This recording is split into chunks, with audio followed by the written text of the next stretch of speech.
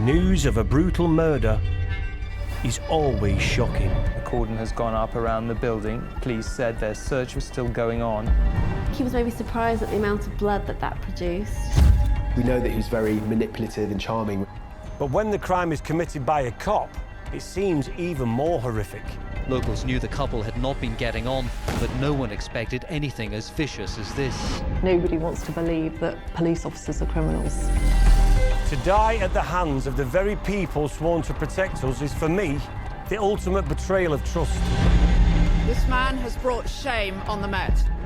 He's got a very warped moral compass and probably has some sort of power trip, a lust for power. In his mind, he probably thought, well, I'm a police officer, so I will get away with it.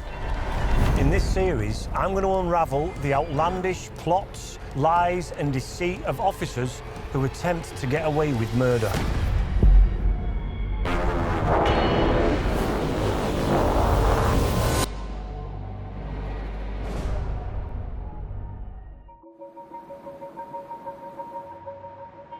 On the morning of the 29th of August 2019, Keith Farquharson, a retired detective inspector, was asked by his wife of over 30 years, did he still love her? Less than an hour later, Alice Farquharson would be dead. Keith's account was that she had fallen out of bed and had a heart attack. When paramedics arrived, they found Alice's lifeless body and an apparently devastated Keith Farquharson. But was the former cop telling the truth? Keith has provided all these accounts and they just didn't seem to fit with the circumstances and what he was saying had happened. It just didn't add up. Alice's untimely death left a community in shock and a mystery that had to be solved. How had the mother of three met her death? And could her ex-police officer husband have been responsible? I've brought together a crack team of experts to try and begin to understand the tragic circumstances around Alice's death. Former Detective Superintendent Julie Mackay, a top anti-corruption officer, psychologist Serena Simmons, and retired detective Howard Groves. With the help of these experts, I'm going to try and unravel what happened in this case and whether Keith Farquharson exploited his knowledge of police techniques to cover up his crime. Former Detective Superintendent Julie Mackay has years of experience investigating cases just like this. She's the first person I need to see to learn more about the Farquharsons. This case is about a cop called Keith Farquharson, who was a Scottish officer. He would have joined policing in the 1980s, and he had a long career in the police and had reached the rank of inspector. He'd retired and had a job as a bus driver. He lived with his wife, Alice, and they had, by then, grown-up children. They'd been married for 33 years. So could you tell me a little bit about Alice, Keith's wife? She was completely dedicated to him, to their three children. She was an assistant at the local primary school and absolutely adored by the community and the children and cared very, very much for making that a good place. Really enjoyed her work and nobody had a bad word to say about her. And from what we know, their marriage was a stable one. From the outside looking in, people thought everything was okay at home, there was no signs. From the outside looking in, it looked like a perfect marriage. But in August 2019, the apparently harmonious relationship came to an abrupt and tragic end. Across Aberdeen and North East Scotland, this is Original 106. The body of a 56-year-old woman has been found at a property in Aberdeen. Police were called to a house on Angusfield Avenue this morning. Officers have not confirmed whether the death is being treated as suspicious. Alice Farquharson had reportedly died in an accident on the morning of the 29th of August 2019, while she was home with her husband Keith. Keith claimed to have been in the shower at the time when he heard a noise and rushed to their bedroom to find his wife unconscious on the floor. He said he immediately started to perform CPR and called 999. I want to know what the police officers arriving at the couple's home would have faced. So, what do we know what happened on that day? So we know that about 6:30 in the morning, Keith calls for an ambulance. And what he's saying is that Alice has fallen out of bed and injured herself and stopped breathing. So you might think, well, that happens, not that unusual. Heart attack or anything like that? Exactly. Once paramedics arrive on the scene, they find an unresponsive Alice in the couple's bedroom. Police arrive shortly after the ambulance, and they have some questions for Keith about Alice's injuries. When the police arrive, he repeats the account and is like, what's the problem? You know, it's quite straightforward. She's fallen. There's nothing to worry about here. And do you think because of his credentials, and he goes, I was an inspector in the place, they would have maybe believed him more than if it was just Joe Public? I think they do, and I think that's played out then because they talk to him and look at the scene and think, no, it's all fine. So they agree with Keith? So they agree with Keith and they don't think anything suspicious has happened. Right, wow. Police determined that Alice's death was not suspicious. They believed Keith's story, that Alice had a heart attack and fallen and hit her head. It looked like Keith Farquharson was in the clear. But was he really a grieving husband? Or had he got away with murder? I need more clues into the type of person Keith was. Surely someone with a clean track record, a happy marriage, and a good reputation doesn't just suddenly murder their own wife. Local journalist Charlie Gall knew Keith in the years before these tragic events took place. So I'm hoping he can give me some background on the couple's lives and their relationship. Well, Keith Farquharson was married to Alice. I would have said they had a nice house in Aberdeen, 3 lovely children. He'd risen up to inspector, so the next step up was chief inspector, then superintendent. So he was doing well in his career. But behind closed doors, Keith had secrets that were about to be revealed and shatter this carefully constructed image. Because Keith Farquharson had a dark side. Keith Farquharson only came to our attention when the misdemeanors came into the public domain. There was no question that he thought he was God's gift to women. He probably used his power over women and thought that he was allowed to get away with a lot of the stuff that he did get away with. Whilst Alice was devoted to her husband, Keith Farquharson was a serial womanizer.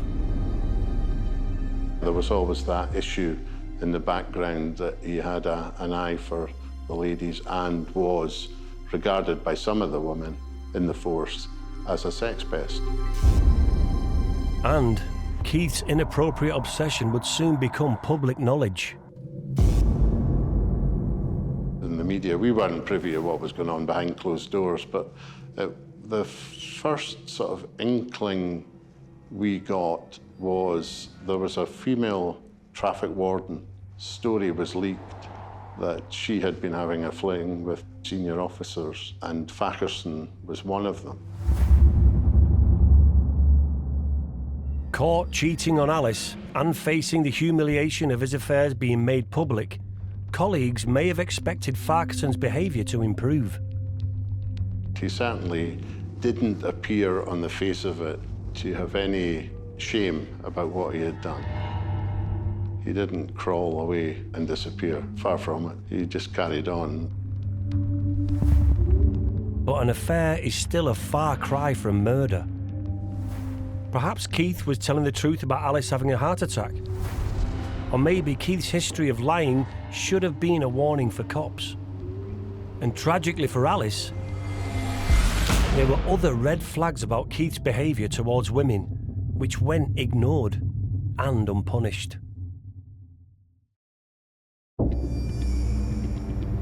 Before his retirement in 2010, Keith Farquharson had a long and accomplished police career, during which he rose to the rank of inspector. But it was a career ultimately tarnished by scandal and abuses of power, including an affair in 2008, something which caused huge distress and humiliation to his ever-loyal and loving wife, Alice. Former Detective Superintendent Julie Mackay spent part of her career investigating bent coppers. She's been looking into Farquharson's career for me. So we know that in 2008 he'd had an affair that Alice became aware of, and whilst that stopped that relationship, that reignited in 2019. When we go back and look at his policing career, he was what would have been termed in the 1980s as a womaniser, serial womaniser. So he had affairs with different women over the course of his policing career, and he'd also had affairs with 2 other women. But Keith Farquharson wasn't just having affairs. Behind the scenes, he had a reputation for unsolicited attention towards his female colleagues.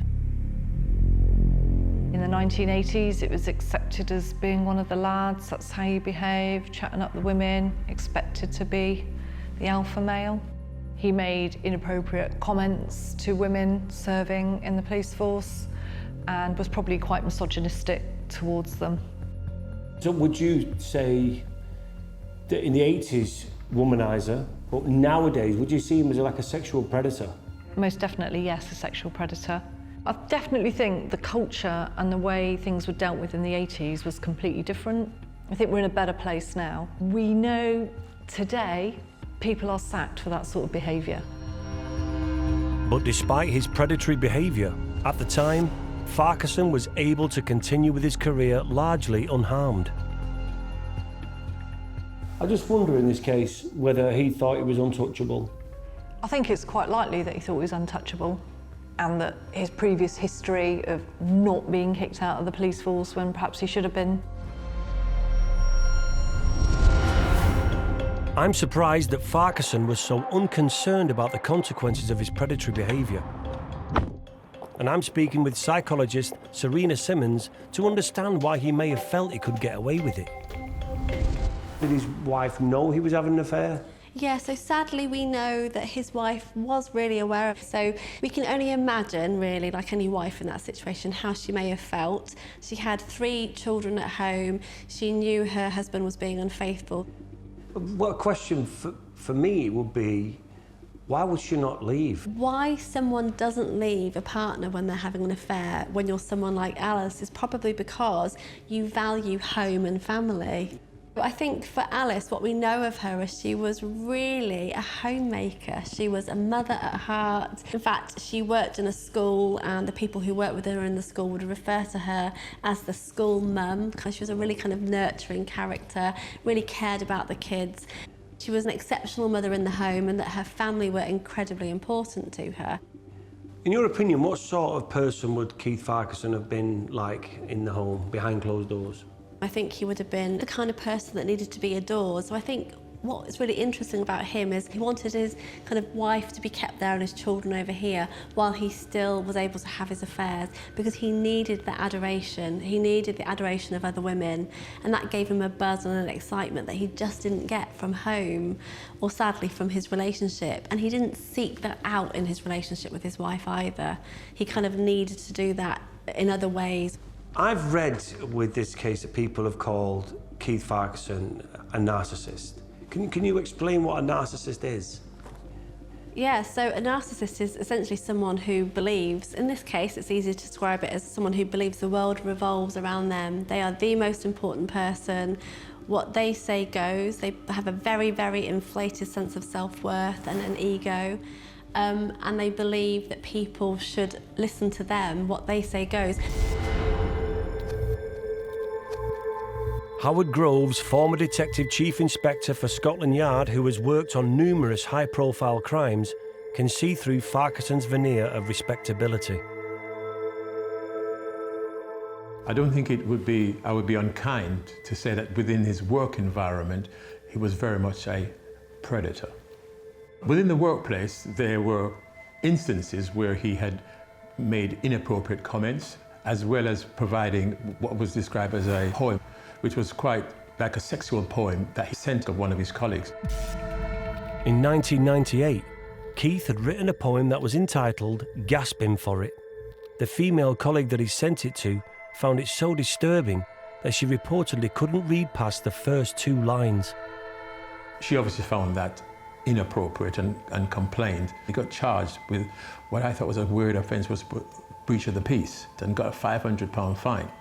That inappropriate behaviour was probably seen by some just to be, a bit of banter, that's what you do, They used to use expressions you would call, people plod and, things like that. So, but the police service has moved on significantly since then. But at that time, that was probably acceptable in certain quarters. There would be certain people who would, and obviously the officer who experienced that, she obviously complained straight away. So it just goes to show you that not everybody signed up to that type of inappropriate behaviour. Farquharson was also, at that point, demoted in rank. But even though more female officers were making complaints about his unwanted advances and abuses of power, he remained in the police force and was allowed to continue his career. Yet again, he just carried on. People probably thought, you know what, I'll get in that salacious, inappropriate, predatory behaviour that he had exhibited before came to the fore again. There was an incident an allegation made that he had made inappropriate comments to a motorcycle officer, young female officer. That officer was obviously unhappy with what he had done, and she complained. She decided that she was going to take the force area to an employment tribunal. As a result, Farquharson was moved into an admin role in a new department. But still, his pattern of abuse and harassment started again. In September 2008, following complaints from multiple women in his new department, Farquharson was put on gardening leave, no longer reporting for duty, but receiving full pay, despite how he treated his female colleagues. He remained on gardening leave until his retirement, when he left the force receiving a full pension, which he then supplemented by becoming a school bus driver. It's little wonder that Keith Farquharson left the police thinking he could get away with anything, even murder.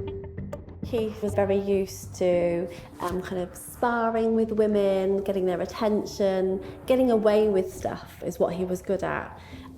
He was used to initiating affairs and probably initiating them with banter and kind of sussing out what women were available for that kind of thing. I think is really telling of the kind of arrogant, egotistical man that he was. A man like Keith does have a sense of invincibility, but what he probably wasn't aware of was the fact, like a lot of men who have affairs, that sense of invincibility comes from having a secure base. That gives them the strength to go out and to seek experiences and affairs, because they always get to go home to the secure partner who's always there for them and their family unit. Alice's devotion and loyalty to Keith, in spite of his repeated transgressions, would have reinforced his sense of invulnerability. But could that confidence make him think he could get away with murder?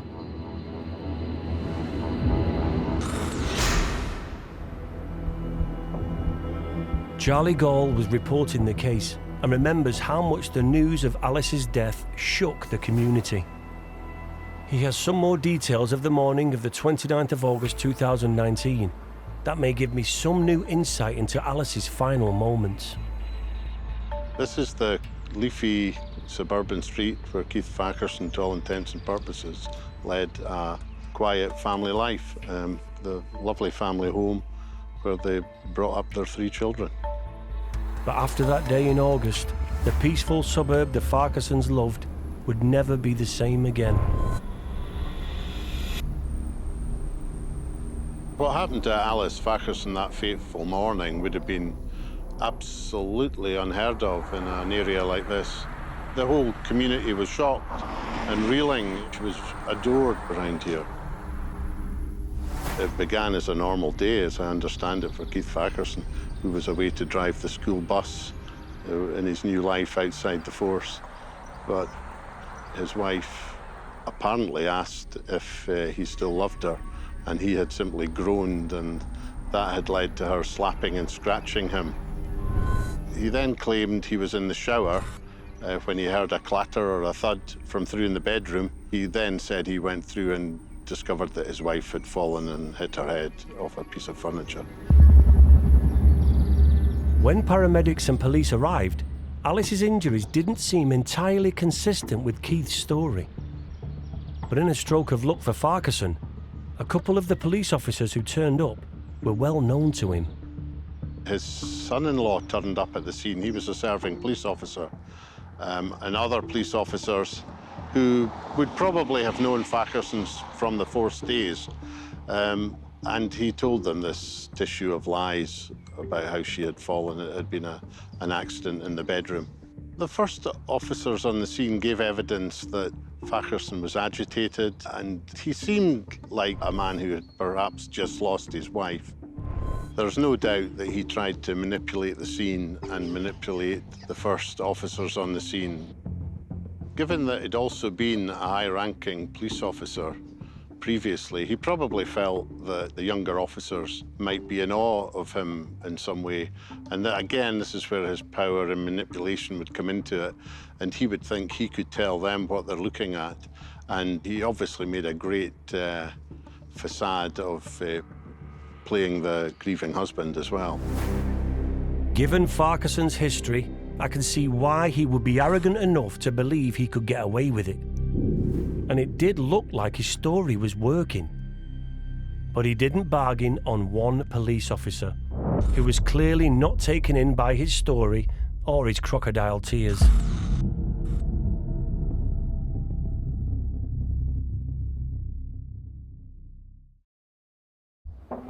On the 29th of August 2019, 60-year-old Keith Farquharson called paramedics claiming that his wife had fallen in their bedroom and died, having suffered a heart attack. He said that he'd been in the shower at the time, and when he heard the clatter, ran to Alice to try and help her. He attempted CPR but could not resuscitate her. Officers at the scene reported Keith was agitated and emotional, as he would expect from a shocked and grieving husband. The death of 56-year-old Alice would be felt much more widely in the local community too. It was hard to believe such a tragic incident could have befallen such a well-loved woman. That was until the case took an unexpected turn, when an unannounced visitor arrived at the crime scene. There was another more senior officer arrived, and he wasn't satisfied that it was a non-suspicious death. I suspect, looking at the scene, having heard what Farquharson's initial account was, probably looked at it and thought, there's something not right. They would also, of course, have known Farquharson's background, his affairs. The whole thing, the whole circumstances, and taking into account Farquharson's previous history on the force, I think would have been enough to persuade them that there's more to be seen here. The senior officer who had arrived at the scene raised his concerns with CID. He felt this needed to be investigated further, and Farquharson became agitated that his story was being questioned. Eventually, CID determined that there was nothing further to investigate. There was no crime. And Farquharson appeared to be in the clear. For now. I think there just wasn't something quite right about the way he was reacting. The senior officer couldn't let his hunch go, and so he insisted that there should be further inquiries. This officer decided that they should wait for the post-mortem results before making up their minds of what they were dealing with here. But for now, officers were leaving the scene believing Alice's death as non-suspicious. Farquharson's act had worked, and he had managed to avoid arrest and too much suspicion so far. But would that still be the case when the results of the post-mortem returned? Once Alice Farquharson's body ended up in the mortuary, there was very little doubt under examination what had happened to her.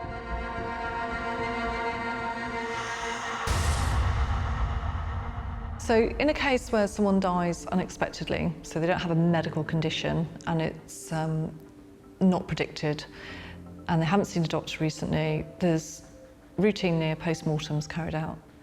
And there's a difference between a forensic post-mortem where you gather all your forensic evidence and a straightforward examination.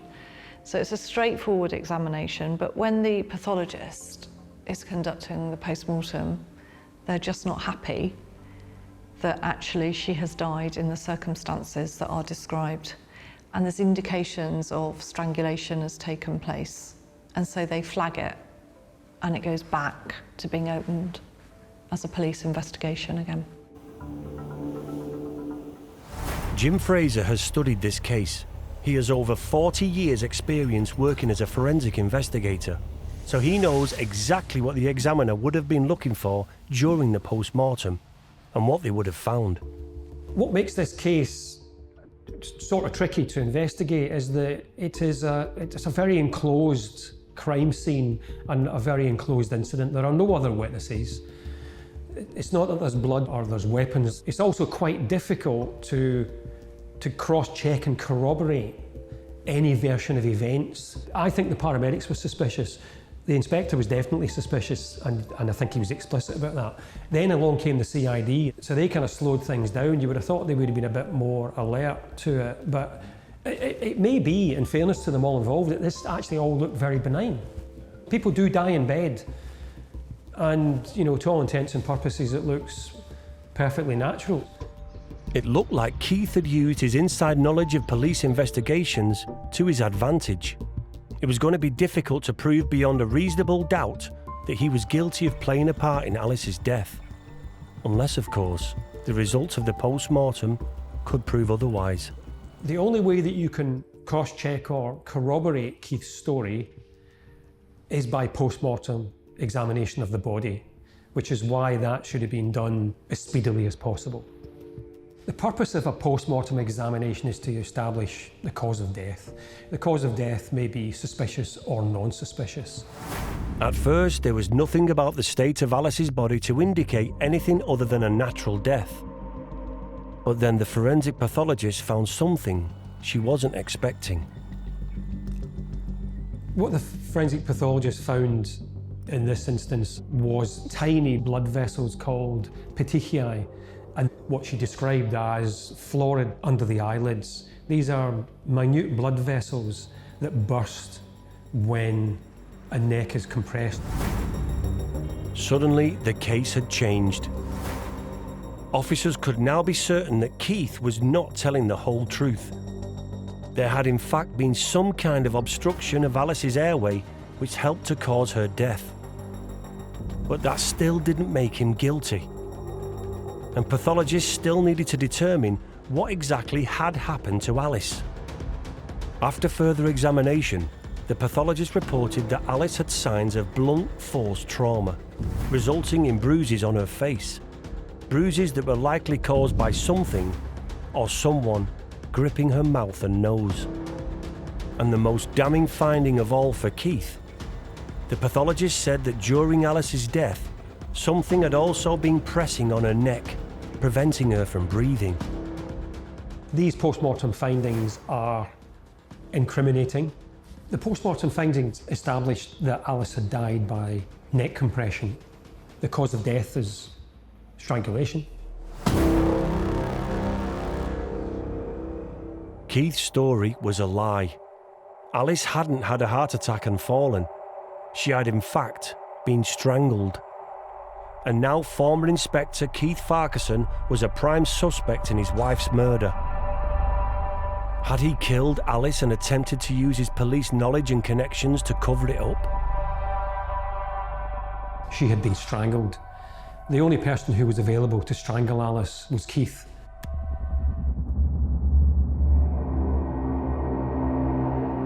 Julie Mackay is a specialist in domestic murder investigations, and I need her expertise as this case becomes even more complex. Their findings were that she had been strangled, and whilst there wasn't the evidence of this, you've got a bone in your throat called the hyoid bone, which is often broken when somebody is strangled, and in this case that hadn't happened, But there was evidence that her airways had been blocked, so her mouth and nose, and pressure had been applied to her throat and injuries to her chest. And obviously from that point, she was probably fighting for her life. Exactly. So that was enough, really, for the questions to be asked and to say, right, we need to get him in. Investigators now know that Farquharson was lying. Alice had been strangled, and he was the only one who could have done it. Now, I want to know what drove Keith Farquharson to kill his much-loved wife. Was this a premeditated, calculated attack? Or was this a spur-of-the-moment outbreak of violence? Did Keith Farquharson simply snap? And would he ultimately admit to murder? Or would he have a plan to get him out of yet another difficult situation?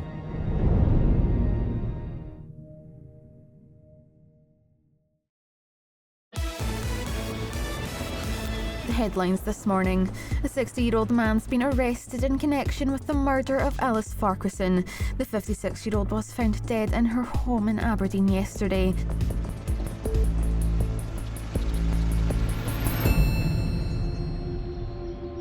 Alice Farquharson had died on the morning of the 29th of August 2019.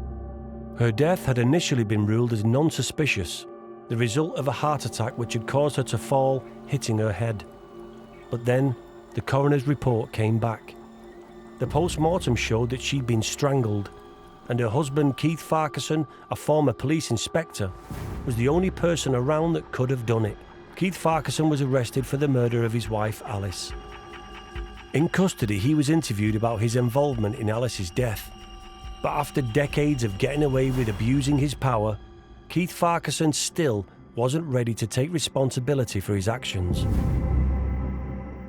So when he comes into custody, he does change his story and he says, well, what's happened is she's asked him if he loves her still, and they've had a bit of an argument, and she's lashed out, scratching him. And then he sort of says, well, it was a self-defense thing, you know, he's pushed her away and she's suffered a heart attack. Her heart has stopped beating, effectively, and it's not a heart attack in the traditional sense.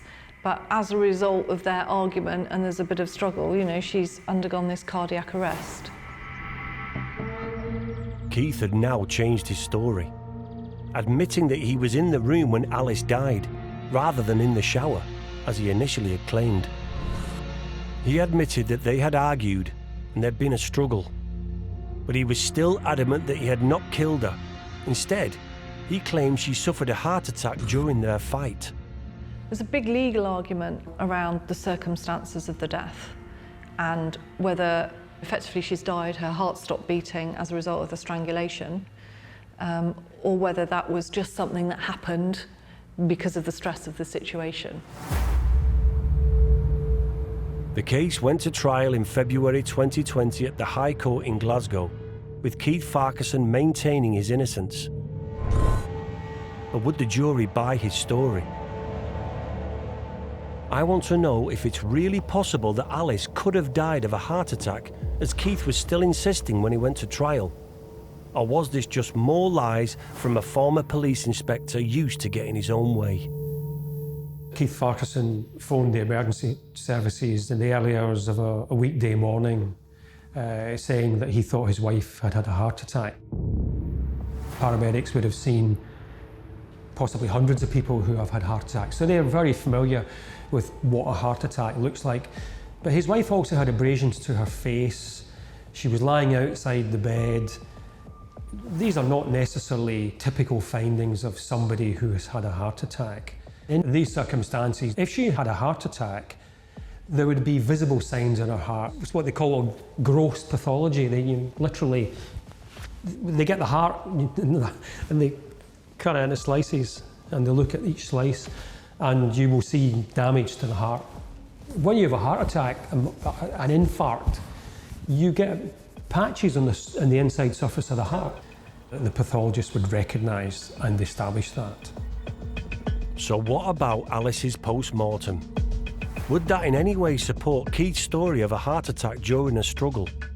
The findings in this case were that there were certainly no signs of a heart attack, The pathologists had found signs of asphyxiation that they would not expect to see if Alice had in fact died of a heart attack. The investigation into Alice's death could determine with certainty that Alice had died from strangulation, not a heart attack.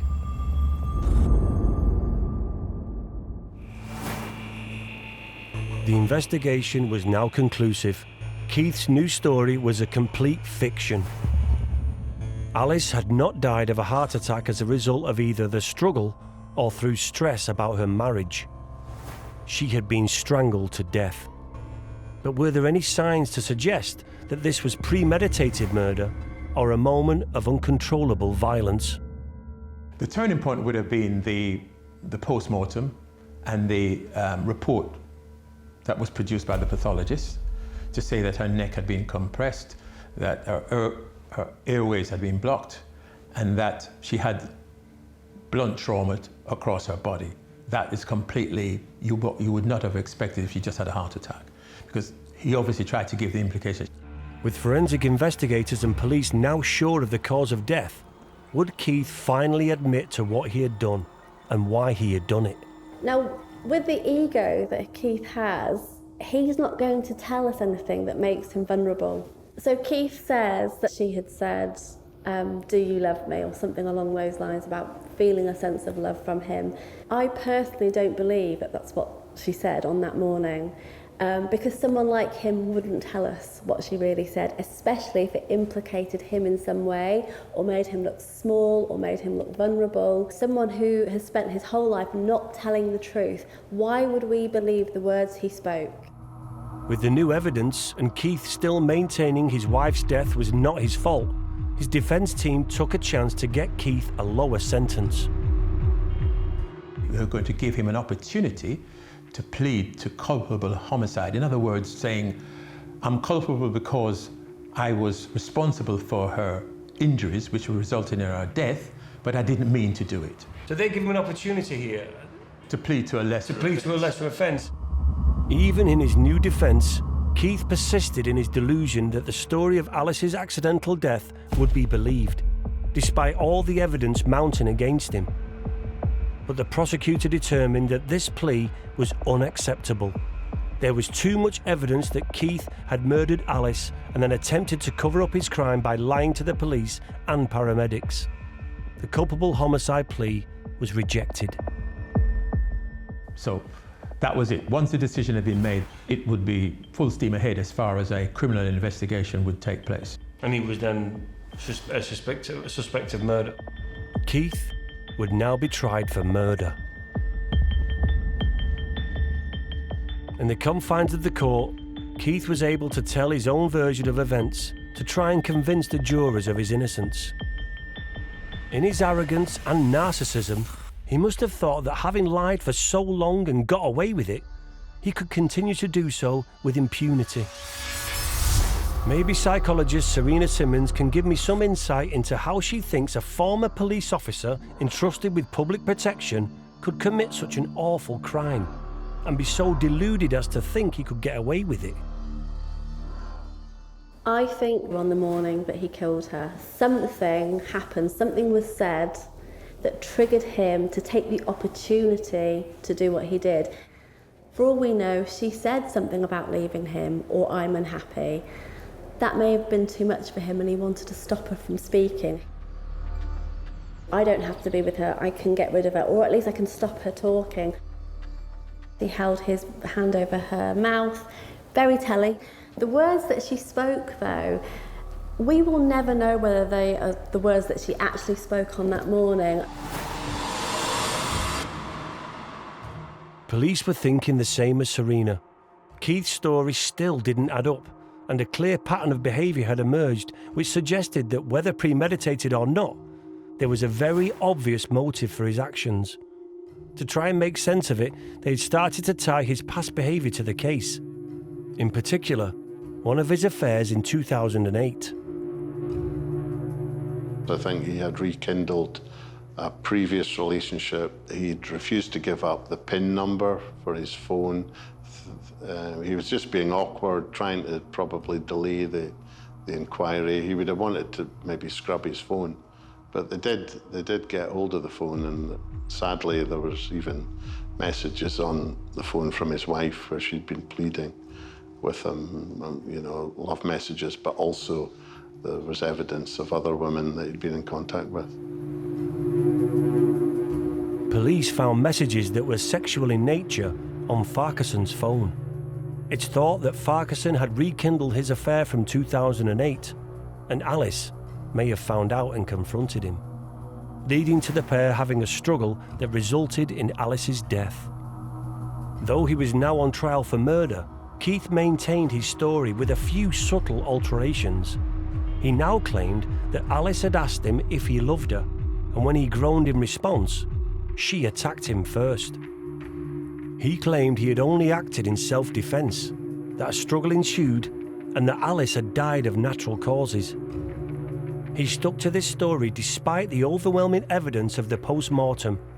He would plead not guilty to all charges. But it didn't work. After decades of abusing his position, Keith Farquharson finally got his comeuppance. On the 23rd of March in 2020, he was sentenced in the court to 15 years imprisonment. And what that means is he must serve 15 years, but it's a life sentence. So he'll always be what we call a life licensee. It just means he won't be released for 15 years. So he's not eligible for parole until 15 years, and then it'll be reviewed then? Absolutely. But to Keith, who had spent a lifetime abusing his power and somehow managing to get away with it every time, this must have been a rude awakening for the former copper. He feels hard done by. He didn't kill her, it was her fault for challenging him, and she shouldn't have. So I think he did think he was going to get away with it because of his arrogance, and he'd got away with it effectively before, hadn't he? So, not killing, obviously, but bad behaviours before. Wow. Keith Farquharson was a man who, over the course of his career, constantly abused his role as a trusted and decorated officer to harass and degrade women. All the warning signs were there that he should never be trusted. Finally, justice has been served. He was a predator at work. He had extramarital affairs. Alice was aware of them. There was a fight between her and him, and he obviously took it to the nth degree, and she was killed. That he would have done that and then tried to cover it up. Cowardice, really, but you often find that with the sort of philandering, cheating, serial cheats, that you know, they're cowards at heart as well.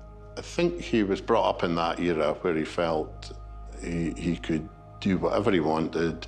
I don't think this was a premeditated thing. I don't think he got up that morning thinking he was going to kill her. And she definitely did not deserve to die as a result of him having affairs with other women, because that's what it boils down to.